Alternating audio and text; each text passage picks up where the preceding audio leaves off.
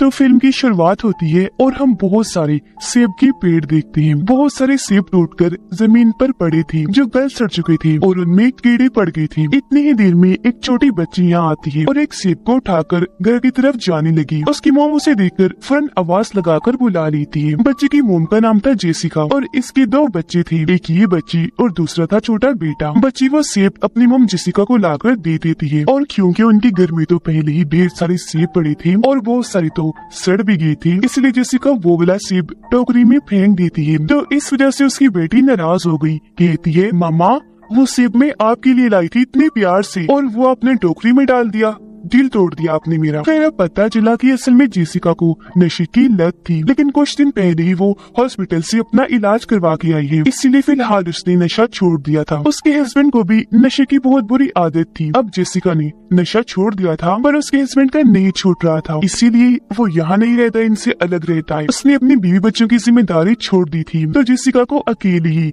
अपने बच्चों का ख्याल रखना पड़ रहा था। अब जिस घर में वो अपने बच्चों के साथ रह रही थी वो उसके डैड का था, जिनकी अब मौत हो चुकी है। घर काफी पुराना और टूटा फूटा सा है, सामान भी यहाँ ज्यादा नहीं है। कमरों और दरवाजों की हालत भी बहुत खराब थी, खास तौर पर स्टोर रूम के दरवाजे की। वो जब भी बंद होता तो अंदर से उसे खोला नहीं जा सकता था, इसलिए जब भी जेसिका वहाँ से कोई सामान लेने जाती थी तो वो दरवाजे के सामने कोई चीज रख देती थी ताकि दरवाजा बंद ना हो, या फिर अपना पैर ही रख के खड़ी हो जाती थी और दरवाजे को बंद होने से रोके रखती थी। क्योंकि ऐसा कई बार हो चुका था, जब भी वो कोई सामान लेने यहाँ आई तो अंदर ही बंद हो गई। पर क्योंकि पहले तो उसका हस्बैंड उसके साथ रहा करता था तो बाहर से वो दरवाजा खोलकर जेसिका को निकाल दिया करता था, लेकिन अब वो इनके साथ नहीं रहता क्योंकि वो खुद ही नशा छोड़ना नहीं चाहता। उसने हॉस्पिटल जाकर अपना इलाज करवाने से भी मना कर दिया था। उसे पता था कि ऐसी नशा करने की वजह से मैं अपने बीवी बच्चों के साथ नहीं रह सकता, तो दरवाजा बंद होने से अब जेसिका को खुद ही रोकना था। जेसिका सोचती है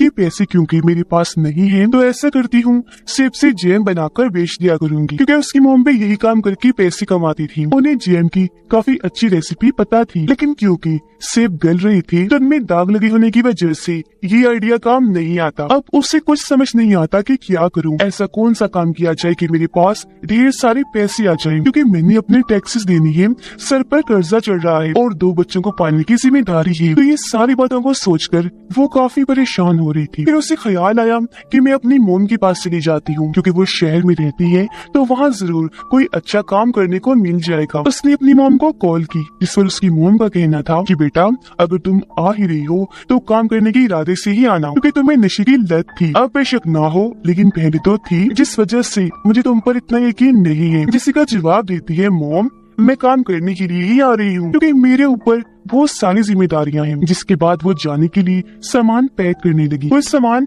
स्टोर रूम में पड़ा था, दरवाजा खुला ही था, इसलिए वो अंदर चली जाती है।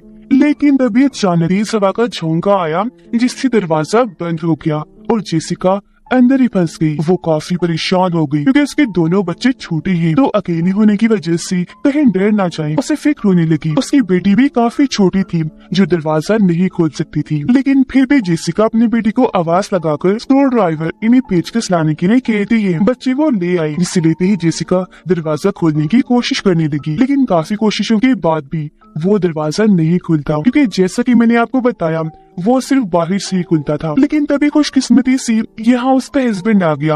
वो दरवाजा खोलता है और जेसिका बाहर आ गई। वो उसका मजाक उड़ाते हुए कहने लगा, जेसिका अब तो मुझे हैरानी भी नहीं होती कि तुम स्टोर रूम में बंद हो गई हो, क्योंकि ये तो तुम्हारा रोज का ही काम बन गया है। पता नहीं तुम जान के करती हो, किसी क्या छोटी बच्ची हो, इतनी बेवकूफी कैसे कर सकती हो तुम। जेसिका बोली पहली बात तो ये है कि नशा करने की वजह से तुम्हारा यहाँ आना मना है, और दूसरी बात कि तुमने मेरी मदद की उसके लिए शुक्रिया, लेकिन अब तुम यहाँ से चले जाओ क्योंकि तुम नशे में हो और मैं नहीं चाहती कि इसका बुरा असर मुझ पर या मेरे बच्चों पर पड़े, क्योंकि मैं नशा छोड़ चुकी हूँ। लेकिन यहाँ पता चला कि वो खुद तो आया ही था, साथ ही अपने साथ अपने दोस्त को भी लाया था जिसका नाम सैमी था। वो अच्छा आदमी नहीं था, वो भी नशा किया करता था और बच्चों को अगवा करके उनके साथ गलत करता था। इसी वजह से जेसिका को वो सख्त नापसंद था। वो नहीं चाहती थी कि वो कभी भी यहाँ आए। वो अपने हस्बैंड को बड़े प्यार से समझाती है कि तुम प्लीज यहाँ से चले जाओ और इसे भी ले जाओ, दोबारा यहाँ कभी मत लाना। ये सुनकर सैमी को गुस्सा आ गया। वो जेसिका के पास आकर कहता है कि मैंने तुम्हें क्या कहा है, हाँ बताना जरा, तुम्हें मसला क्या है मेरे साथ। ये कहकर वो जेसिका के हस्बैंड को उसके खिलाफ भड़काने लगा। कहता है कि तुम्हारी बीवी मेरे बारे में इतना गलत सोचती है, बहुत दुख हुआ। अब ये सुनकर उसका हस्बैंड सैमी की बातों में आ गया। वो जेसिका पे भड़क गया और उस पर बिला वजह गुस्सा करते हुए थप्पड़ मार देता है, क्योंकि गुस्सा उसे इस बात का भी था कि इसने नशा छोड़ दिया है तो अब ये मुझसे बेहतर बन गई है। लेकिन फिर भी जेसिका कहती है कि तुम चाहे जो मर्जी कर लो मेरे साथ, लेकिन फिर भी मैं यही कहूंगी कि सैमी यहाँ ना आए और तुम भी ना आओ जब तक तुम्हारा नशा नहीं छूट रहा, क्योंकि मैंने अपने बच्चों पर इसका बुरा असर नहीं पड़ने देना। उनकी अच्छी तरबियत करके उनका ख्याल रखना है, तो बस जाओ यहाँ से। ये सुनकर उसके हस्बैंड को गुस्सा आ गया। वो पहले उसे मारता है, फिर उठाकर स्टोर रूम में पटक कर दरवाजा बंद कर लेता है और वो बेचारी अंदर ही बंद हो गई। उसका हस्बैंड उसे ही हर चीज का जिम्मेदार कहता है कि आज हमारी जो हालात है वो तुम्हारे डैड की वजह से, क्योंकि उन्होंने हमारे लिए कोई पैसा नहीं छोड़ा। वो रो रो कर कहती है कि प्लीज गुस्सा थूक दो और मुझे यहाँ से बाहर निकालो। लेकिन उसके हस्बैंड ने दरवाजा तो बंद किया ही था, साथ ही आगे बोर्ड लगा दिया था ताकि दरवाजा टूट भी ना पाए। वो उसकी मिन्नतें करने लगी कि प्लीज सैमी को मेरे बच्चों से दूर रखना। अब जेसिका चाहती थी कि पुलिस को फोन कर दूं, लेकिन उसे ख्याल आया कि जब उसका हस्बैंड उसे यहाँ बंद कर रहा था तो इस बीच उसका फोन बाहर ही गिर गया था और तो और उसके पास जितने भी पैसे थे वो सारे पर्स से उसके हस्बैंड ने निकाल लिए थे। उन पैसों से ही वो यहाँ से जाने वाली थी, लेकिन अब नहीं जा पाएगी, क्योंकि एक तो यहाँ फंसी हुई है, दूसरा अगर यहाँ से बाहर भी जाए तो पैसे ना होने की वजह से वो जा ही नहीं पाएगी। उसका हस्बैंड जब दरवाजे पर कील ठोक रहा था तो कील जेसिका के हाथ में घुस गई, जिससे उसका हाथ जख्मी हो गया। दर्द की वजह से वो रोने लगी, पर इन हालात में भी उसे अपने बच्चों की फिक्र थी। उसने अपनी बेटी को कह दिया था कि भाई को लेकर कमरे में चली जाओ और अंदर से दरवाजा बंद कर लेना, खोलना मत। तब उसकी बच्ची ने ऐसा ही किया था। वो अपने भाई के साथ कमरे में थी। फिर थोड़ी देर के बाद जब उसका हस्बैंड और सैमी यहाँ से गई तो बच्ची बाहर आई। कहती है मम्मा भाई रो रहा है, उसे शायद भूख लगी है, तो आप कब बाहर आएंगी? जेसिका रोते हुए जवाब देती है मेरी बच्ची माफ करना, मैं तो आना चाहती हूँ लेकिन यहाँ फंस चुकी हूँ। तुम ऐसा करो भाई के पास जाकर बैठ जाओ, वो रोना बंद कर देगा। अब वैसे तो उसकी बेटी काफी छोटी थी लेकिन समझदार थी। जेसिका उसे कहती है बेटा मेरा फोन ला कर दो। बच्ची सवाल करने लगी मॉम लेकिन आपने अंदर फोन का क्या करना है? ये सुनकर जेसिका को थोड़ा गुस्सा आया कि वो इस वक्त में सवाल कर रही है, लेकिन फिर अपने गुस्से पर काबू पाकर उसे समझाती है कि मैंने मेरी जान कॉल करनी है। तब बच्चे फोन लाकर उसे नीचे से पकड़ा देती है जहाँ छोटी सी जगह थी। जेसिका मोबाइल लेकर हेल्पलाइन पर फोन करने का सोचती है मदद के लिए, लेकिन यहाँ सिग्नल्स नहीं आ रही थी इसलिए कॉल नहीं होती। वो ऐसे ही परेशान बैठी रही क्योंकि उसका घर भी ऐसी जगह पर था जहाँ दूर दूर तक कोई और घर नहीं था, तो आसपास से मदद आने की तो कोई उम्मीद थी ही नहीं। अब उसकी बेटी कहती है मामा मैंने वॉशरूम जाना है, आ जाए ना बाहर। जेसिका कहती है मेरी जान मैं कैसे आऊँ, फंसी हुई हूँ, आप ऐसा करो खुद ही चली जाओ वॉशरूम। जिस पर बच्ची जवाब देती है नहीं मामा मैं यही रहूंगी, आपसे दूर नहीं जाना चाहती। इसी वजह से वो वहीं बाहर ही यूरिन कर देती है। लेकिन ऊपर कमरे में उसका छोटा भाई भी था, उसका डायपर बदलने का वक्त हो चुका था। जेसिका उसे समझाती है कि कैसे डायपर बदलना है। तब बच्ची अपने भाई के पास गई और ये काम भी काफी अच्छे से कर लेती है। रात हो गई, मौसम खराब था तो बिजली की आवाज से बच्ची को डर लग रहा था। अब उसका भाई तो सो चुका था लेकिन बच्ची नहीं, वो दरवाजे के पास ही आकर लेट गई। जेसिका उसे हौसला देती है मेरी बेटी मैं यहाँ से बाहर आ जाऊंगी तो तुम डरना मत, ओके? जिसकी थोड़ी ही देर की बात उसकी भी आंख लग गई। जेसिका सोचती है क्यों ना मैं दरवाजा ही तोड़ दूं। वो आसपास ऐसी कोई चीज ढूंढने लगी जिससे दरवाजा टूट जाए, लेकिन वहाँ ऐसा कुछ नहीं था। अब रात ऐसी गुजर गई।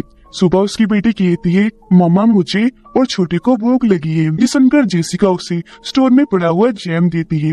बच्चे वो खाकर अपना पेट भरते हैं और वो खुद भी इसी पर गुजारा करती है। उससे उम्मीद थी कि आज मैं यहाँ से निकल जाऊंगी, आज मेरा हस्बैंड आ जाएगा, उसका गुस्सा ठंडा हो गया होगा, लेकिन आज के दिन में वो नहीं आता। वो अब यहाँ रुक नहीं सकती थी, कैसे भी करके उसे यहाँ से निकलना था, क्योंकि बच्चे भी अकेले होने की वजह से परेशान थे। उन्हें अपनी माँ की जरूरत थी। उसका बच्चा रोने लगा। जेसिका उससे कहती है जाओ भाई को चुप करवाओ और जब वो शांत होकर सो जाए तो यहाँ दोबारा आना, मुझे तुम्हारी मदद चाहिए। बच्चे को चुप करवाने के बाद बच्ची वापस आ गई। जेसिका उसे कहती है बेटा कुछ ऐसा लाओ जिससे मैं दरवाजा या फर्श को तोड़ सकूं। अब वो बच्ची थी, उसे कोई ऐसी चीज नहीं मिलती, लेकिन अपनी तरफ से वो कुछ न कुछ लाने लगी, कभी लकड़ी, कभी खिलौना, तो कभी चम्मच कांटा वगैरह। ये देखकर जेसिका को बहुत गुस्सा आया। वो सारी चीजें दरवाजे पर दे मारती है। बोली ये तुम क्या क्या ला कर दिए जा रही हो, ये नहीं चाहिए मुझे, इसे कुछ नहीं होगा। अब उसके गुस्सा करने पर बच्ची रोने लगी। तब जेसिका को अपनी गलती का एहसास हुआ कि मैंने उसे ज्यादा ही सुना दी, इसलिए वो कहती है अच्छा मेरी जान, आई एम सॉरी, मैंने आपको ज्यादा ही डांट दिया, प्लीज चुप कर जाओ। ये कहकर वो खुद पे जज्बाती होकर रोने लगी, क्योंकि उसने भी अपनी जिंदगी में बहुत सारी गलतियां की थी जिनका आज उसे पछतावा हो रहा था। सबसे बड़ी गलती अपने हस्बैंड से शादी करने की। अब यह स्टोर रूम में उसके पास थोड़ा बहुत नशा था जिसे वो लेने का सोच रही थी, लेकिन किसी तरह बड़ी हिम्मत करके उसने खुद को रोकी रखा। फिर अब जब उसकी बेटी कोई काम की चीज नहीं लाती, इसलिए जेसिका को स्क्रू ड्राइवर से काम चलाना पड़ता है। वो उसकी मदद से फर्श को तोड़ने लगी, पर वो ये काम एक ही हाथ से कर पा रही थी, क्योंकि की लगने की वजह से उसका दूसरा हाथ जख्मी था, उसे दर्द हो रही थी, साथ ही इन्फेक्शन फैलने का भी खतरा था। अब आज यहाँ सैमी आता है, वो भी बिल्कुल अकेली। इस बारे में उसकी बेटी अपनी मॉम को बताती है। ये सुनकर जेसिका काफी डर गई, अपनी बेटी को कहती है बेटा जल्दी से कमरे में चली जाओ, दरवाजे को अच्छे से बंद कर लेना और खोलना मत। बच्ची ने ऐसे किया, लेकिन अब वो खतरनाक आदमी यहाँ आ चुका था जिसका डर जेसिका को बहुत था। वो आते ही जेसिका का मजाक उड़ाने लगा। वो कहती है प्लीज दरवाजा खोल दो ना, पर वो मना कर देता है कि नहीं, मैं किसी के घरेलू मामलों में दखल अंदाजी नहीं करता। ये सुनकर जेसिका समझ गई कि ये यहाँ किस इरादे से आया है, उसके बच्चे को नुकसान पहुँचाने। वो काफी घबरा गई, उसे यहाँ से जाने का कहती है और ये भी कि मेरे बच्चों से दूर रहे, पर वो नहीं जाता। तब यहाँ मजबूरन जेसिका उसे कहती है कि मेरे पास यहाँ मेरे हस्बैंड का दिया हुआ कुछ नशा पड़ा है, अगर तुम वादा करो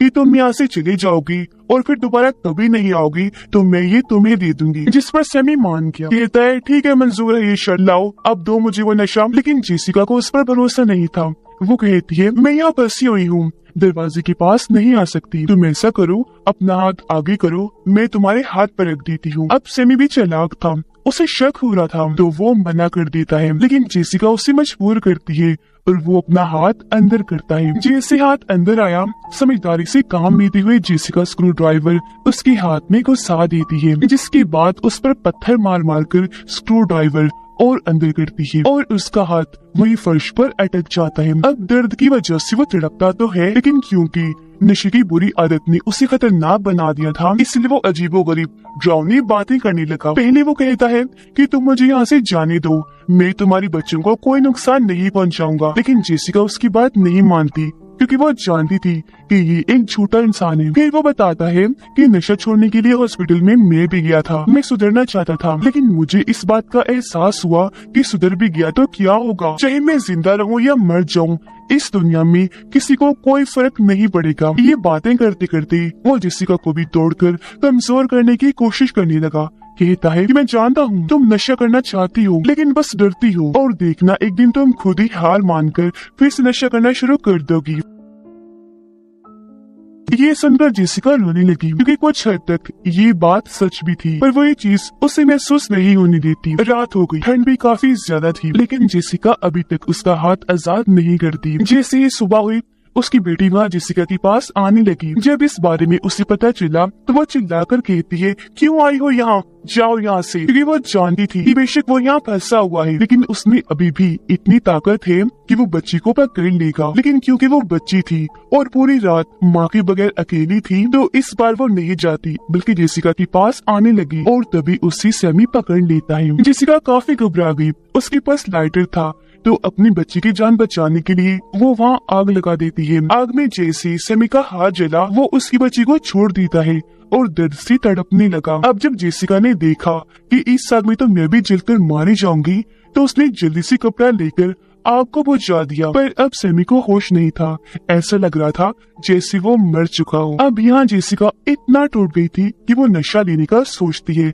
जिससे शायद उसका दुख थोड़ा कम हो जाए। इससे पहले वो ऐसे करती, उसकी नजर सामने पड़ी बाइबल पर जाती है। उसने जैसी किताब को खोलकर देखा, हर सफ़े पर पैसे पड़े हुए थे जो उसके डैड ने जेसिका के लिए छोड़े थे। अब बाइबल में लिखी गई कुछ लाइंस को पढ़ने के बाद वो इतनी जज्बाती हो गई कि रोने लगती है और नशा भी वहीं फेंक देती है। फिर वो सैमी के हाथ से स्क्रू ड्राइवर निकाल लेती है वो बेहोश था। उसे जरा भी इस बात की भनक नहीं लगती और अब जेसिका स्क्रू ड्राइवर से फर्श की बजाय छत तोड़ने लगी। इसमें पूरी तरह वो कामयाब रही और छत को तोड़कर ऊपर वाले वॉशरूम में आ पहुंचती है। यहाँ से निकलकर वो कमरे में जाने लगी। बच्चों के पास उसे डर था कि कहीं उन्हें कुछ छू ना गया हो, लेकिन खुशकिस्मती से दोनों बच्चे बिल्कुल ठीक थे, जिससे उसकी जान में जान आई। अब बच्चे भूखे थे। खाना गाड़ी में पड़ा था, जिसकी चाबी सैमी के पास थी। चुपके से चाबी उसके पास से निकालकर बच्चों को लेकर वो गाड़ी तक जाने लगी, पर बाहर बहुत तेज बारिश हो रही थी। वो बच्चे का दूध नहीं लाई थी, इसलिए बच्चों को लेकर वापस घर आ गई। सर्दियों का मौसम था और बच्चे क्योंकि बहुत भीग गए थे, इसलिए वो उनको घर में ही छोड़ती है, क्योंकि वो बीमार भी पड़ सकती थी। अब खुद वो बाहर जाते हैं खाना लेने। गाड़ी से खाना नीचे गिर गया था। जब वो खाना उठा रही थी तो हम देखते हैं कि सैमी को होश आ गया है, जो खिड़की पे खड़ा होकर जेसिका को देख रहा था। खाना लेकर वो जैसे घर की तरफ आई तो देखती है कि दरवाजा बंद है, क्योंकि अंदर से सैमी ने ही दरवाजे को बंद कर दिया था। वो काफी डर गई क्योंकि उसकी बच्ची अंदर फंस गई थी, जिन्हें सैमी नुकसान पहुंचा सकता था। अब फिर भी वो जैसी तैसी घर के अंदर आ गई। वो जब कमरे की तरफ भागी तो देखती है कि सैमी ने बच्चों की गर्दन पे चाकू रखा हुआ है और जेसिका को वो धमकाने लगा। वो उसे काफी समझाती है कि मेरे बच्चों को छोड़ दो प्लीज, ये तो मासूम है, इनका क्या कसूर है। पर वो एक नहीं सुनता क्योंकि बच्चों को मारने का ठान चुका था। इससे पहले वो ऐसे करता, यहाँ उसका हस्बैंड आ गया, जिसने हाथ में गन पकड़ी हुई थी। गन पॉइंट करके वो सैमी से अपने बच्चे को छुड़वा लेता है, जिसके बाद सैमी यहाँ से भाग गया। अब उसके हस्बैंड को स्टोर रूम में पड़े वो पैसे और नशा मिल जाता है, जिसे वो ले चुका था। फिर वो जेसिका को कहता है कि तुम भी मेरे साथ चलो। अब वो सोचती है कि अगर मैंने इसे इनकार किया तो इसका दिमाग फिर से खराब हो जाएगा, ये मुझे मारकर दोबारा से स्टोर रूम में बंद कर देगा। इसलिए वो उसके साथ जाने के लिए मान गई, इस इरादे के साथ कि बाद में जैसे तैसे बच्चों को लेकर यहाँ से भाग जाऊंगी। वो बहाने से अपने हस्बैंड को बाहर गाड़ी में भेजती है खाना लाने और चुपके से उसके सैंडविच में बेहोशी की दवाई मिला देती है। वो सैंडविच खा